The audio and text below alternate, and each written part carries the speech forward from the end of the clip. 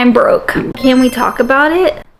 Welcome back to The Rachel Show. My name is Rachel. If you haven't seen me before, welcome. And I love you. And I can't wait to spend more time with you. This is where you guys come in. I'm gonna need you guys to watch this video through. I'm gonna need you to like, comment, and subscribe because you guys are gonna help me boost my channel, and we're gonna figure out how to leverage social media to help get my story out there, because I feel like my story is a story that needs to be shared. Let's get into this. I am broke. I just have to sit with that for a moment because quite honestly, it's very uncomfortable to say that, and to say that to so many people.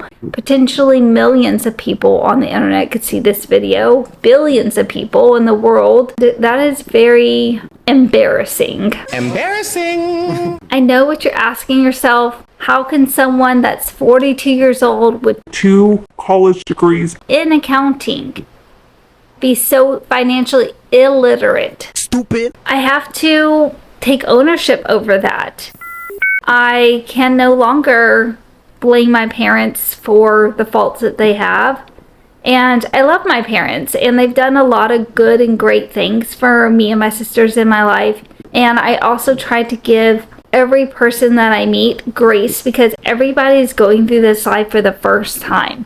There's a lot of things that we're just learning in the moment and we're doing for the first time, and we've never done them before, and we're learning as we go on a lot of things in life. No matter how old you are, there's still going to be new things that you're learning and doing daily, if not weekly, even up into your 70s and 80s, I believe. And I just believe that we're always learning in life. But let's get into all of this. For reference, I am 42 years old this month. I have a college degree from University of Phoenix. You stupid, dumb animal! Which plays a big part in this. And I also have, I think my University of Phoenix degree is in accounting. And then I have a bachelor's of science. Major is accounting and a minor in finance as well from Western Carolina University. Go Cats! If you know, you know. I have those 2 degrees. I've been thankful and so grateful that I was able to pay off my car. So I don't have a car note right now, but I do have credit cards. So I'm going to tell you guys how much debt I'm in currently today, April 10th, 2024. I am in the hole for $97,263.43. And I'm going to break down where all of that comes from. We're going to go through this, and I've been documenting my payment journey, but quite honestly, I haven't been able to pay much on my credit cards, and I feel like I'm drowning, and I'm starting to fall back into that old like kind of depression mindset. And it's kind of disheartening because I feel like I've worked so hard to just say it is what it is.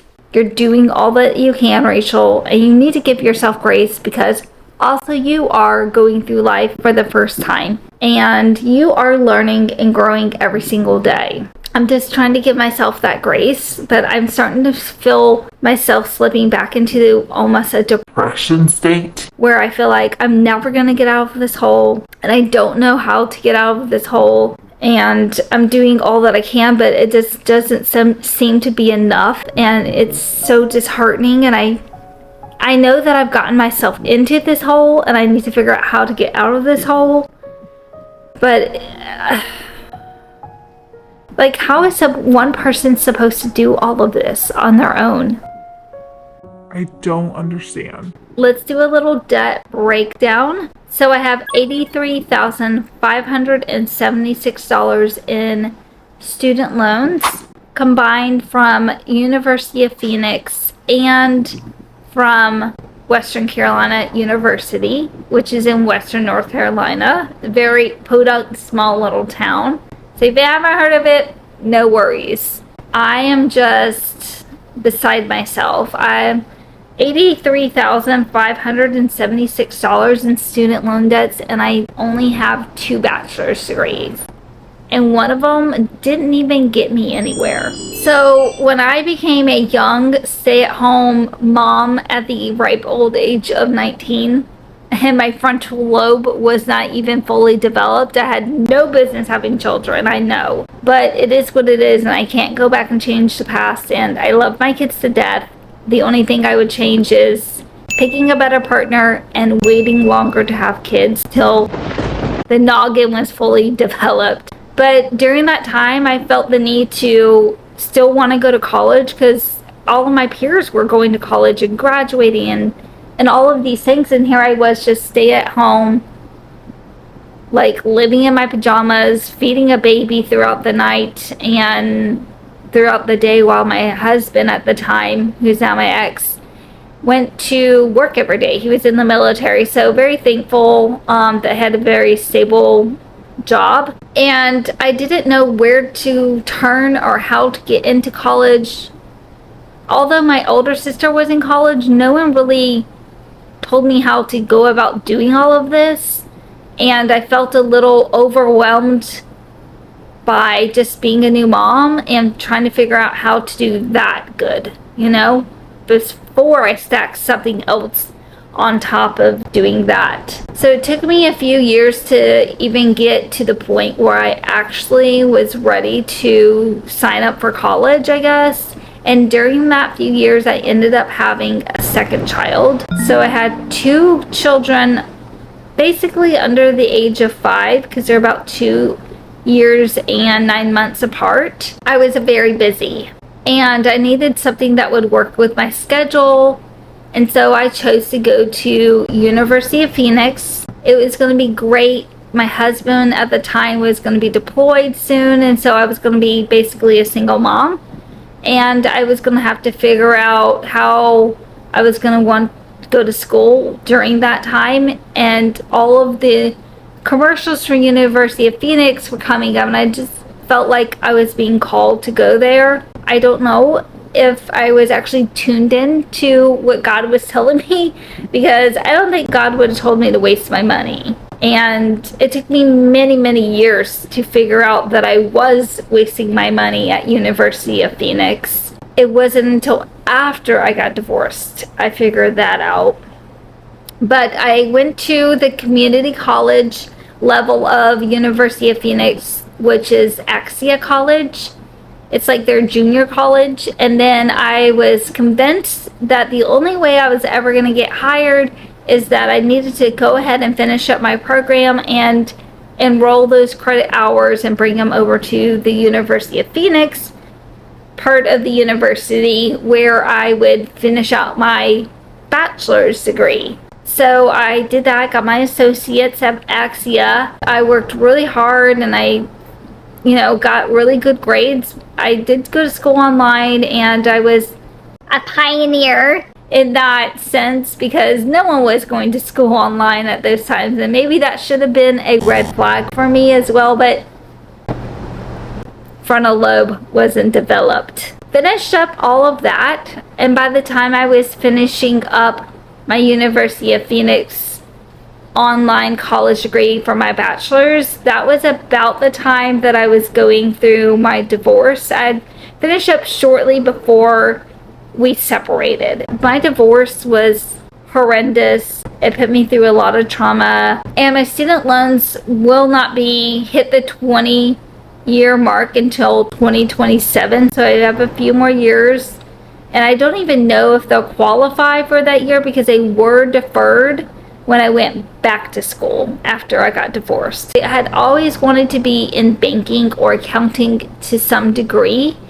That was why I was getting the degree from University of Phoenix in accounting. I always loved numbers. I've been a numbers girl. I ended up realizing that if I was ever going to better myself and better the life that I was trying to provide for myself and for my kids and try to pull us out of this hole financially, I was going to have to get another college degree. And so it was about that time, I was about 28 years old, I decided to enroll in Western Carolina, and thankfully they accepted 2 years of my credits from University of Phoenix and Axia combined, and I was only having to go to Western Carolina for 2 years, and I was going to graduate from a regular school with a regular diploma, a bachelor's degree with a major in accounting and a minor in finance. I'm actually only a couple classes shy of being a double major, but my professor at the time said it wasn't that big of a deal and I didn't need to waste my time staying because he knew I was a single mom at that time, and he knew that I needed to get back into the world and make money and live my life. He said if you ever wanted to come back or figure that out later, you could, but don't worry about it. A bachelor's in accounting is going to get you something out in this world. Wow. And so I took and ran with that. I have applied to get my University of Phoenix loans forgiven, and I applied in July of 2022. and we're in April of 2024, and my application is still pending.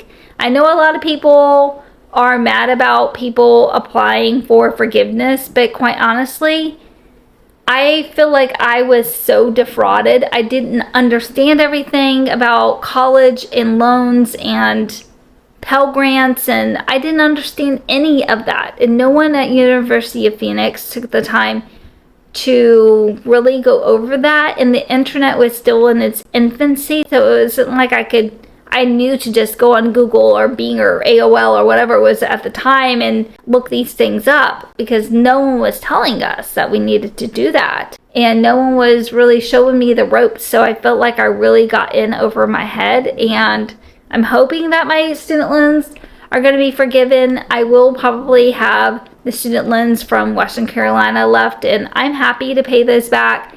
I would love that I can get my balance down to just my university or just my Western Carolina loans, but I don't know if that's going to happen. And then over the years, I've just been really, honestly, a broke single mom, and I've used my credit cards to help me buy groceries, put gas in my car, buy myself and the kids clothes from time to time. Yeah, I'm not gonna lie, we spent the credit cards on frivolous things like going out to eat and things that brought me and my kids joy because I just didn't have the money. If you broke, just say that. I am! Now I have $13,412.39 in credit card debt that's been accumulating over the years. I've paid it down, but I've never been able to pay it off. It's been this dark cloud looming over my life for the last several years. I have a Truist that has about $7,000-ish on it, and then I have a Discover card that has about $6,000-ish on it, give or take. Yes, I've spent my credit cards on frivolous things. I'm not gonna lie. I spent it on things that brought me and my kids joy, and I spent it on things that I felt like I needed to spend it on in the moment to be able to have fun with my kids when they were with me. Living as a single mom, it's very hard, and I've basically been a broke single mom. Living in the trenches of life For the last 10 years. Yes, I've had good jobs and I've had my own apartments and stuff like that, but financially I've been broke.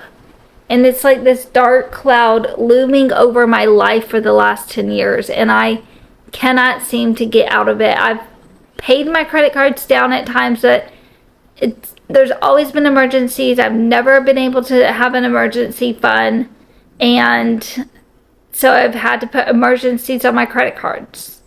Also, I've used my credit cards to buy stuff like gas and food, like groceries for the week. I completely remember going to the grocery store several times when I lived in Greensboro, working for Truist at the time, paying for groceries with my credit card. And I remember thinking, like, am I ever gonna get out of this cycle? Just seems to be never ending. So I've been documenting my payoff journey on this channel, but quite honestly, it's been very lackluster because I haven't been able to pay much on my credit cards with Christmas and birthdays for my kids, and I have gum disease, I think, so I'm going to Mexico because they're going to treat it for a much less than they can here in the United States. So I haven't been able to put my full force effort in 2024 to paying off my credit cards. I have been paying more. I've been making payments every time I get paid, every 2 weeks. And I haven't made much of a dent. In fact, my balance for my Discover card in January was $6,583.06. And I've been making payments of like $130 every 2 weeks for the last 4 months almost. And my balance is only down to $6,308.02. That is only a difference of $275 in balance. My interest on my Discover card is killing me. Right now, my interest on my Discover card is 23.24%. Have negotiated to try to get a buy down or like, get that reduced. They said no. They said I could do a balance transfer, but there's a like 3% fee, and by the time I do that, I just feel like I'm adding on to my debts, and it's just a little overwhelming at the moment. I don't know if that's the best option for me. I'm still thinking about doing that. And then my interest rate for my other card is 10% on my Truist. That I feel like I've been paying down, and it's slowly going down because I've been putting most of my effort towards my Discover card since the interest is so high. But I just don't know where to go from here. Not above getting a second job, but I do have a dog now, and it's like by the time I do 8 hours at the office and I do work in office, and then I come home and I want to spend time with her because she's almost 7. And I want to give her a beautiful life at the end of her life, her golden years of life. And it's just so disheartening and so hard. And I just don't know where to go from here. And I don't really know how to end this video. Kind of awkward. But I really appreciate you guys. I know so many of you guys are watching my videos and interacting with them. And I love that so much. I love doing YouTube. It is such a great creative outlet for me. Social media in general, it's such a great creative outlet for me. I can't wait to go on this journey with you guys. And I'm hoping that at some point this will pay off financially and I'll be able to get myself out of debt. And at the end of this year, we are going to have a freaking celebration for all the debt that I will have been paid off. Fingers crossed. Love y'all. Thanks for watching this video, and I'll see y'all in the next one.